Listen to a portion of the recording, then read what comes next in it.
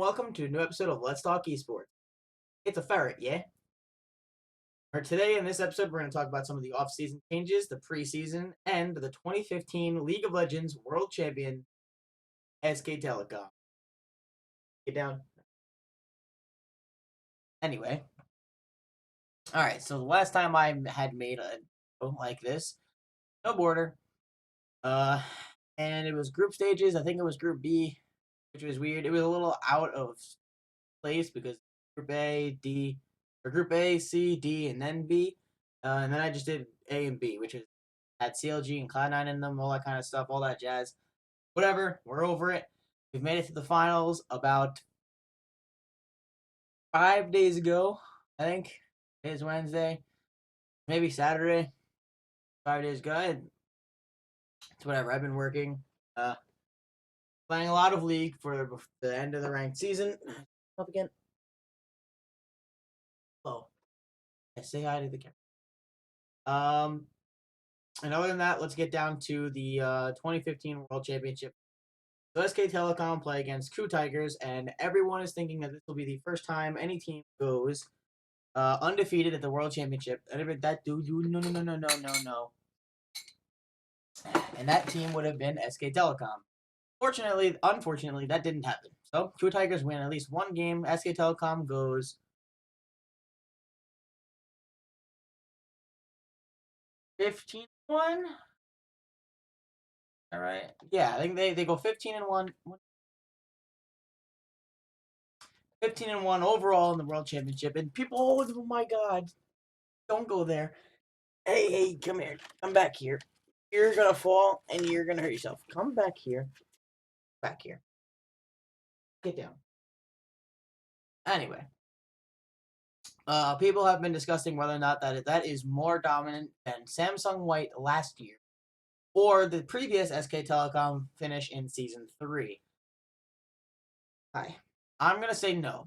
I think Samsung White was a definitely more dominant team when it comes to team coordination and team play, and overall how they won the World Championship. So yes, it is impressive how SKT won overall the World Championship, only dropping one game through the entire series, or the World Championship, and that was in the finals. As impressive as that is, I think the style that Samsung White won last year was much more dominant, and the SK Telecom of now was, and in 2013. Um, but you're back there with my cables now too. All right, that's cool. But not that's so. There we go. Oh my God! Stop it, you little shit. Okay, we're just gonna keep it like this.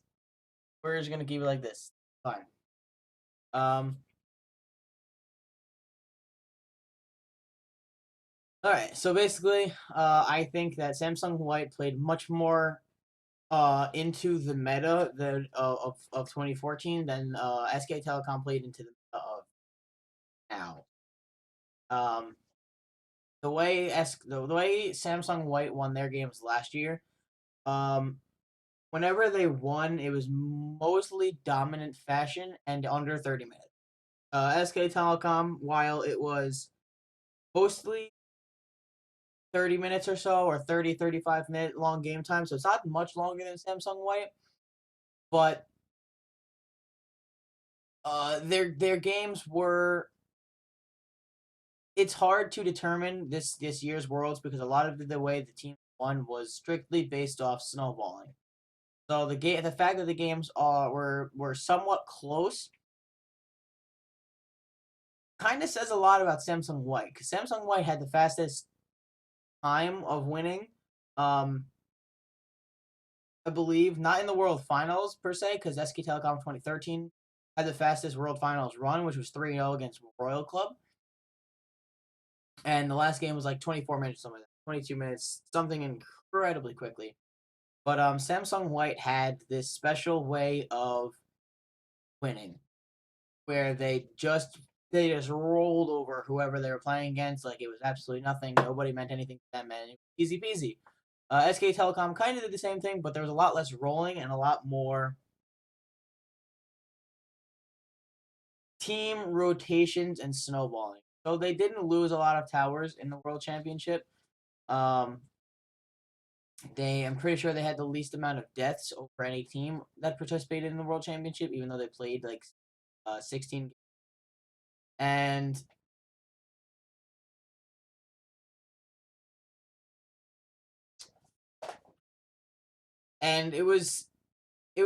obviously it's a different meta, but the games I believe last year were much more one sided than this. This year, people probably could have made an argument that Coup Tigers could have upset SK Telecom. It's very possible. It was very possible that they could have upset Telecom. But last year, there was nobody saying that Royal Club was going to beat Samsung. Absolutely nobody, and they thought it was going to be 3-0, and Royal Club ended up taking one game, same thing that Coup Tigers did. They took at least one game, game three, both times, I think. So I think that just shows the dominance of those teams already in particular. But if you had to put Samsung White against SK Telecom of now, both at their peaks, I think Samsung White would win. Mostly because I think other than mid lane, I think everybody else was just a little maybe mid lane and top lane. I think every other player was more dominant on White rather than the SK Telecom. So with that, you got Samsung or SK Telecom winning the World Championships over Q Tigers 3-1. Faker played okay. He played supportive for the first like 3 games or whatever, and then he decided to carry on Rise the last game, and he never looked back. That was it. And people are always going to be talking about Faker's role on stage and whose awesome poses. But in the end, the poses didn't matter. Ginyu Force could not be created, and SK Telecom tore the Coup Tigers apart. Now we know that phones will just automatically beat Tiger. So get into a fight with a Tiger for a reason, you show it your phone, and it'll probably go away.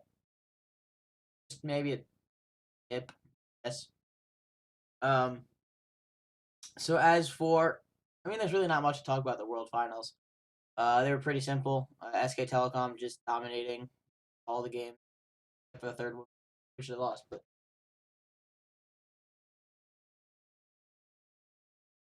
for that, if you can.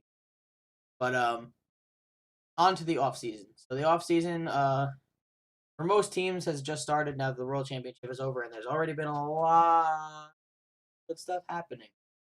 So the biggest one would be Bluelex leaving H2K, of course. Bluelex decided to part ways with H2K. Nobody would have expected that. Probably the biggest change of the off season. So I don't think there's really anything else to talk about. I think the off season. But in all seriousness, CLG has kicked Doublelift, and Doublelift has gone to TSM. I'll get that. What's big about this is the fact that CLG has decided to kick Doublelift instead of Doublelift leaving. Um, it's a pretty bold move. Honestly, for the most part, I think it was the right choice. Uh, Only for the fact that um, what's already known is the fact that Doublelift wasn't a great team player, and I kind of saw that already anyway, regardless of before or after anyone said it. If you're a CLG fan, it's kind of obvious to see that happening. Um, if you actually pay attention to what's happening, but I don't know. It's a weird it's a shocking change only because you didn't expect that to happen in general, and then he just don't expect him to go to TSM either, regardless. Um, Other than that, in the off season, obviously there's a lot of things like Freeze and Forgiven coming to NA, or Dexter's coming to NA, also being a free agent. He is now a free agent. A ton of things happening.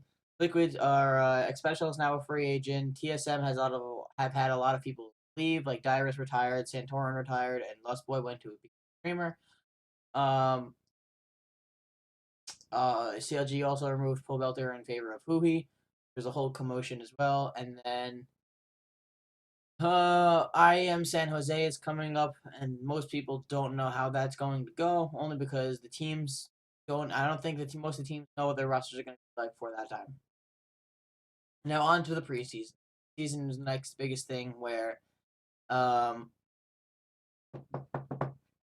a lot of changes, a lot of exciting changes. I'm excited for these changes. 80 carry, marksman changes.